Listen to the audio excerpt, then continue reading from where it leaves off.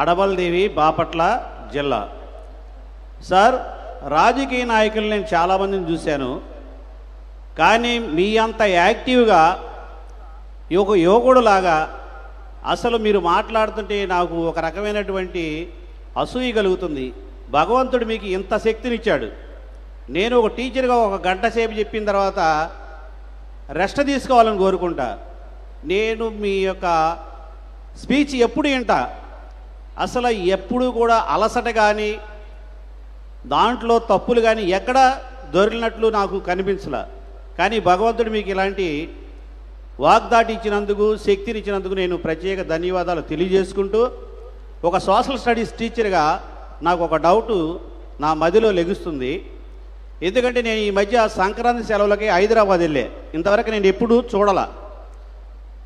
12 గంటల తర్వాత హైదరాబాద్ వెళ్తే మా అల్లుడు కారులో తీసుకెళ్తుంటే అసలు సింగపూర్ ఎలా ఉంటుందా, అమెరికా ఎలా ఉంటుందా, జపాన్ ఎలా ఉంటుందా అని నాకు అనిపించింది.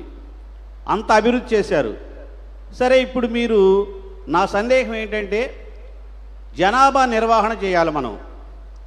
మీరు ఇప్పటికే సంక్షేమ పథకాలు అభివృద్ధిలో చాలా ముందుగా ఉన్నారు. మరి జనాభా నిర్వహణ అతిగా పెరిగితే ఇలాంటి హైదరాబాద్ లాంటి పట్టణాలను మనం ఎక్కువగా అభివృద్ధి చేయవచ్చా? సంపద సరిపోదా లేదా అనేది నాకు ఒక డౌటు. ఎందుకంటే నేను పక్కా పల్లెటూరు నుంచి వచ్చా. ఇప్పటికీ విద్య, వైద్యము, ఆరోగ్యము ఈ రంగాల్లో పల్లెటూరులో ఇంకా చాలా అభివృద్ధి చేయాల్సినటువంటి ఆవశ్యకత ఉంది. కాబట్టి దానికి సంపద కావాలి. ఆ సంపదని సృష్టిస్తారు మీరని నాకు నమ్మకం ఉంది. మరి మా పల్లెటూర్లు కూడా ఆ హైదరాబాద్ లాగా కళకళ ఆడాలని, ఒక సింగపూర్ లాగా పల్లెటూర్లు అవ్వాలని నేను కోరుకుంటున్నాను. ఆ విధంగా అవటానికి సంపద సరిపోతుందా లేదనేది నా ఒక doubt sir. Thank you brother. నువ్వు అనేది ఒక విషయం మనం గుర్తుపెట్టుకోవాలి. సహజ వనరులు, సహజ వనరులు నిర్మాణం చేసే దాంట్లో మానవుల యొక్క పాత్ర, దాన్ని ఏ విధంగా కన్వర్ట్ చేయడంలో కానీ. మూడవది మానవ వనరులు. నా లెక్క ప్రకారం అన్నింటికంటే గొప్పది మానవ వనరులు.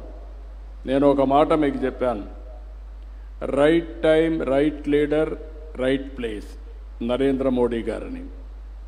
ఒక దేశానికి కానీ, ఒక కుటుంబానికి కానీ, ఒక గ్రామానికి కానీ, ఒక కంపెనీకి కానీ leader is very very important. నిన్న కూడా మాట్లాడుతూ బిల్ గేట్స్ ఒక మాట అన్నాడు, ఇంకా 100 సంవత్సరాలు అయినా ఏఐ వస్తుంది, క్వాంటమ్ కంప్యూటింగ్ వస్తుంది, సృజనాత్మక శక్తి రాదు, అది ఇవ్వాలంటే మనుషులే ఇస్తారని చాలా స్పష్టంగా చెప్పాడు. ఈ విషయం మీరు గుర్తుపెట్టుకోవాల్సిన అవసరం ఉంది. ఈరోజు కొన్ని దేశాలు ఏజింగ్ ప్రాబ్లంతో సతమతం అవుతున్నాయి. వాళ్ళ దగ్గర డబ్బులు ఉన్నాయి, ఆస్తులు ఉన్నాయి, సంపద ఉంది.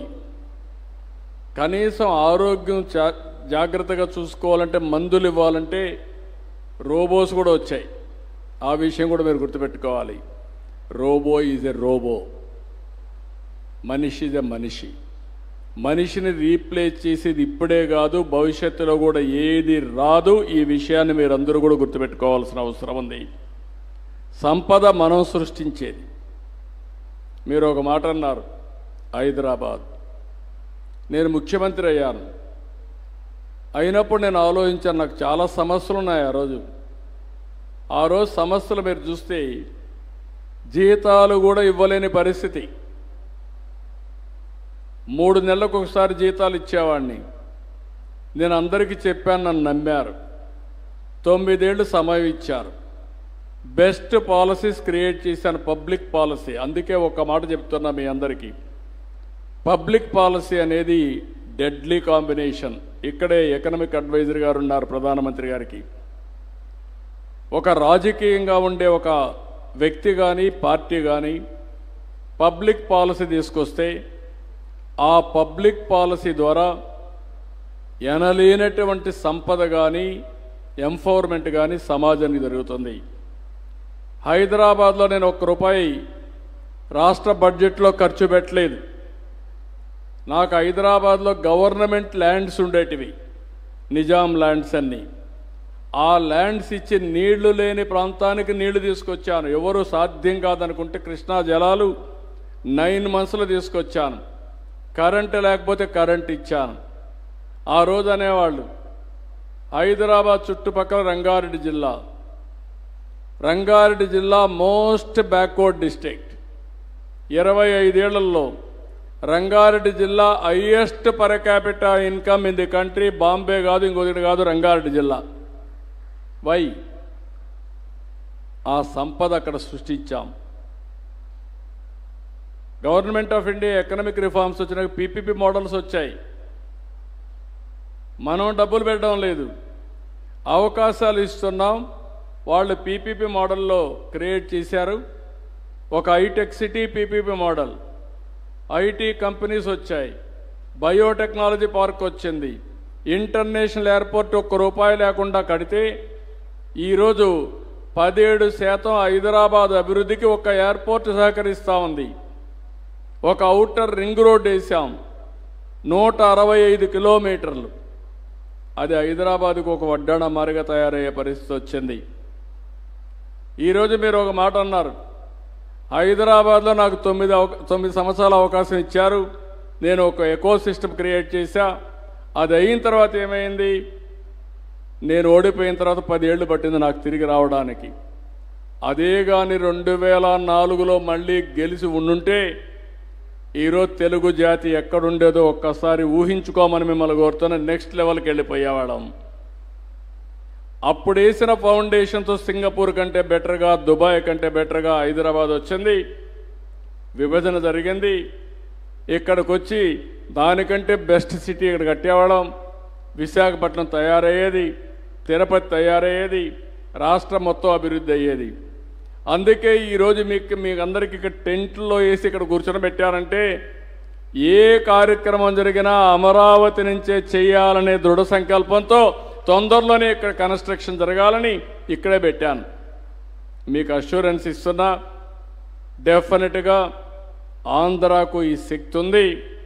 సమస్యలు తాత్కాలికం, సమస్యల నుంచే పరిష్కార మార్గాలు ఎత్తుక్కోవాలి. జపాన్ లాంటి దేశం 2వ ప్రపంచ యుద్ధంలో పూర్తిగా స్మాష్ అయిపోయి ఆ బూడిద నుంచే ఈరోజు చూస్తే ఒక బ్రహ్మాండమైన దేశంగా తయారైందంటే పట్టుదల. మన వాళ్ళు తెలివిలో తక్కువ కాదు. నేను ఒకటే హామీ ఇస్తున్నా, మీకు ఏమాత్రం అనుమానం అవసరం లేదు. జనాభా అవసరం. జనాభా లేకపోతే ఎవరికోసం పనిచేయాలి? ఇప్పుడు నేను చెప్పాను 1.7 మన యొక్క ఫెర్టిలిటీ రేట్, 2.1 ఉంటే రీప్లేస్మెంట్ లెవెల్. ఇప్పటికే 0.4% తగ్గిపోయాం. కళ్ళు మూసుకొని కళ్ళు తెరిసే లోపల ఇది 1కు వస్తుంది. ఇప్పుడే చాలామంది యువతంతా అబ్రాడ్ వెళ్ళిపోయారు. కొన్ని గ్రామాల్లో ముసలివాళ్ళే ఉండే పరిస్థితికి వచ్చారు. రేపు కానీ ఇది కూడా జరిగితే ఇంకెక్కడో మనుషులు ఉండరు. ఊర్లే పేర్లు మార్చుకోవాల్సిన, ఊరే కనపడదు, ఆ ఊరి పేరే ఉండదు. ఆ విషయం మీరు గుర్తుపెట్టుకోవాల్సిన అవసరం ఉంది. ఈ జనాభా నిర్వహణ చేద్దాం.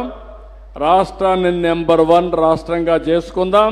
అది మన చేతల్లో ఉందని మరొకసారి మీ అందరికీ విజ్ఞప్తి చేస్తున్నా. మీకు ఏమాత్రం అనుమానం అవసరం లేదు. జనాభా కావాలి, దీనికి డబ్బులు కూడా ఖర్చు పెడతాం. అందుకే ఒక చిన్న పాలసీ మీకు ఎగ్జాంపుల్. 7 మంది ఉండే పిల్లలుంటే 7-15,000 అంటే 1,05,000 తల్లికి వందనం కింద ఒక కుటుంబానికి ఇచ్చామంటే అది ఈ ప్రభుత్వానికి జనాభా నిర్వహణ పైన ఉండే కమిట్మెంట్. మీరు